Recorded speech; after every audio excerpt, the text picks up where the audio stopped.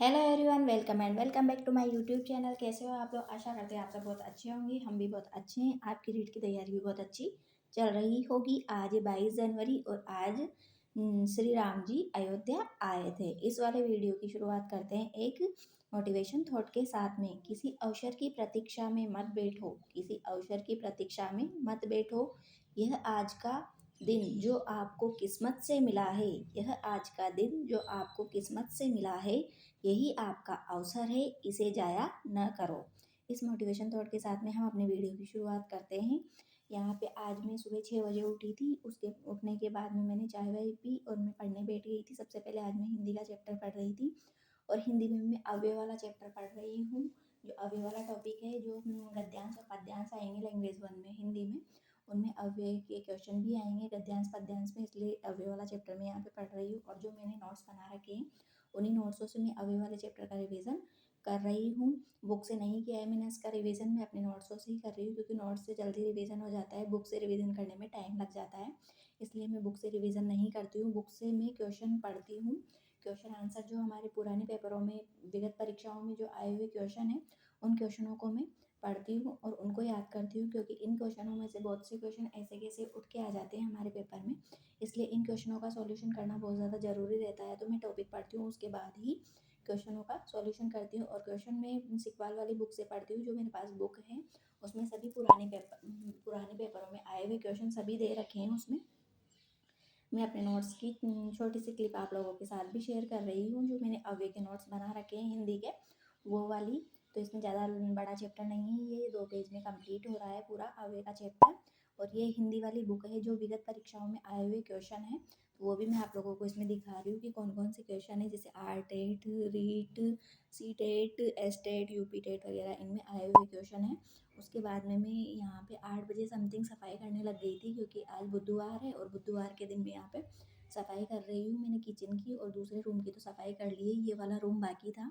तो फिर उसके बाद में मैं इसकी भी सफाई करने लग गई थी, क्योंकि आज भैया नहीं थे और भैया मतलब उनकी साइड थी तो जल्दी चले गए थे। इस वजह से मैं इसकी सफाई करने लग गई थी रूम की। 7:30 समथिंग लग गई थी मैं इसकी सफाई करने, और 10 बजे समथिंग मैं इससे फ्री हुई थी सफाई करके। बहुत ज़्यादा टाइम लग जाता है। ये इधर की साइड तो कुछ नहीं है इसमें, और सामने की साइड में बाथरूम बना हुआ है, तो उसमें बहुत ज़्यादा टाइम लग जाता है साफ़ सफाई करने में, क्योंकि उसमें 7-8 अलमारी है बड़ी बड़ी।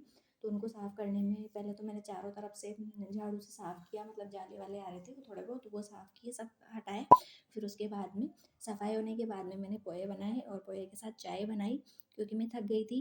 तो नहा धो के फ्री हुई और फ्री होने के बाद में फिर पोहे खाए और चाय पी। फिर उसके बाद में मैं पढ़ने बैठी।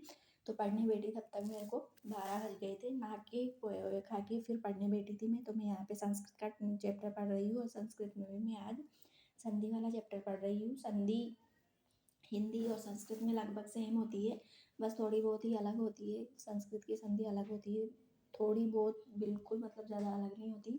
संस्कृत की ग्रामर और हिंदी की ग्रामर लगभग लगभग सेम होती है, तो मतलब इतना डिफरेंस नहीं होता है, इसलिए मैंने संस्कृत ली है। वैसे मैं इंग्लिश भी ले सकती थी, पर इंग्लिश के 30 क्वेश्चन आएंगे तो आधे सही होंगे आधे गलत होंगे, क्योंकि मुझे इंग्लिश इतने अच्छे से नहीं आती है।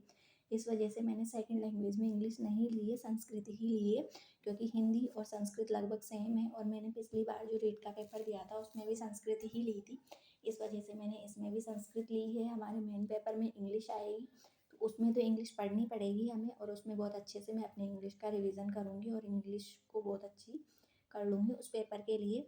यहाँ पे मैं पहले तो मैंने नोट्स से रिवीजन किया, और फिर उसके बाद में यहाँ पे संधि के क्वेश्चन दे रखे थे जो शिकवाल वाली बुक है ना उसमें, तो उससे मैं अपने मतलब क्वेश्चनों का कम से कम उसमें 100 से 150 क्वेश्चन थे संधि संधि के ही। तो वो सारे क्वेश्चन पढ़े मैंने, और मतलब क्वेश्चनों को पढ़ने में कम से कम आधा पौन घंटा लगा था, और नोट्स पढ़ने में आधा 1 घंटा। तो मतलब एक सब्जेक्ट को पढ़ने में कम से कम 2 घंटे लगते हैं। क्वेश्चन और थ्योरी दोनों का रिवीजन करने में कम से कम 2 घंटे लगते हैं। इतना टाइम एक सब्जेक्ट के लिए तो जाता है। ये तो छोटा टॉपिक था, इसलिए थोड़ा मतलब कम टाइम लगा है। जैसे बड़ा टॉपिक होता है ना, उसमें बहुत ज़्यादा टाइम लग जाता है। और हमारे विगत परीक्षाओं में आए हुए जो क्वेश्चन हैं उनको हम पढ़ लेते हैं, मतलब मैं पढ़ लेती हूँ, तो मुझे ऐसा लगता है कि हाँ मेरा ये सब्जेक्ट या ये टॉपिक कंप्लीट हो गया है, और इसमें से कोई सा भी क्वेश्चन आए तो मैं अच्छे से कर लूँगी। तो मुझे ये पढ़ते पढ़ते 2 ढाई बज गए थे। फिर उसके बाद मैंने चाय बनाई, दिन की चाय। कभी 3 बजे बना लेती हूँ, कभी 2 ढाई बजे बना लेती हूँ। जैसे मतलब जब भी चाय पीने की इच्छा होती है तभी मैं बना लेती हूँ, 2 बजे 3 बजे। एक बार बनाती हूँ 2 या 3 बजे, मतलब दोनों अलग-अलग टाइम नहीं बनाती हूँ। फिर मैं बाहर आई थी चाय पी के, तो बाहर मतलब ऐसा मौसम हो रहा था, आज ठंडी-ठंडी हवा चल रही थी, ज़्यादा धूप नहीं थी, तेज़ नहीं थी धूप। धूप तो निकल रही थी लेकिन हवा चल रही थी ठंडी, इस वजह से ज़्यादा तेज़ नहीं हो रही थी धूप। फिर उसके बाद मैं वापस आके पढ़ने बैठ गई थी। तो यहाँ पे मैं 3 बजे वापस पढ़ने बैठी, तो मैं यहाँ साइकोलॉजी पढ़ रही थी और साइकोलॉजी में भी एनसीएफ वाला चैप्टर पढ़ रही हूँ मैं आज। तो एनसीएफ वाला जो चैप्टर है वो मैंने नोट्स बना रखे हैं एनसीएफ के शालू धवन मैम के, तो उन्हीं से मैं उसी चैप्टर का रिवीजन कर रही थी। एनसीएफ हमारे शिक्षण विधियों के अंदर जो साइकोलॉजी की 5 यूनिट दे रखी है, लास्ट वाली यूनिट उसके अंदर एनसीएफ दे रखा है। तो वह एनसीएफ मतलब एनसीएफ से हमारे 1 या 2 क्वेश्चन बनते हैं, तो एनसीएफ को पढ़ना ज़रूरी है। एनसीएफ है, आरटी 2009 है, अभी जो नई पॉलिसी आई है, नई शिक्षा नीति आई है, इसमें से भी हमारे कम से कम 2-3 क्वेश्चन बनेंगे। ये अभी जुड़ा है, पिछली बार रीट में ये वाला टॉपिक नहीं था, ये अभी नया टॉपिक जुड़ा है हमारे रीट में। इसमें से हमारे कम से कम 2-3 क्वेश्चन तो बनेंगे ही सही, नई शिक्षा नीति से, उसके हिसाब से क्वेश्चन आएंगे हमारे। तो ये वाला टॉपिक मेन इंपॉर्टेंट है। एनसीएफ से, आरटी 2009 से, इनसे भी क्वेश्चन बनते हैं, इनसे भी 1-1 2-2 क्वेश्चन तो बनते ही है साइकोलॉजी में। पूरे मतलब शिक्षण विधि और इधर थ्योरी वाले चैप्टर दोनों के मिला के 30 क्वेश्चन होते हैं, और दोनों के मिला के 30 क्वेश्चन होते हैं। तो उस हिसाब से कम से कम जैसे 20 क्वेश्चन के आसपास तो हमारे थ्योरी वाले चैप्टर में से आते हैं और 10 क्वेश्चन शिक्षण विधियों के आते हैं। तो ये मैं आप लोगों के साथ में अपने नोट्स भी शेयर कर रही हूँ यहाँ पे, जो साइकोलॉजी के मैंने बना रखे हैं, शिक्षण विधियों के भी। और फिर उसके बाद में मैं यहाँ पे 4th टॉपिक पर्यावरण पढ़ रही थी, पर्यावरण अध्ययन। और पर्यावरण अध्ययन में आज मैं पर्यावरण का अर्थ, जो शिक्षण विधियाँ स्टार्ट होती है ना जहाँ से पर्यावरण अध्ययन की, वो मैं पढ़ रही थी और वो मैंने नोट्स बना रखे हैं उसके। मतलब पूरी शिक्षण विधियाँ नहीं लिख रखी है मैंने पर्यावरण अध्ययन की। यहाँ पे मैंने जो आगे का मेन टॉपिक होता है ना पर्यावरण का अर्थ, मतलब पर्यावरण क्या है क्या नहीं है, उसके बारे में 2-3 पेज के शॉर्ट नोट्स है मेरे पास, तो वही मैं पढ़ रही थी यहाँ पे।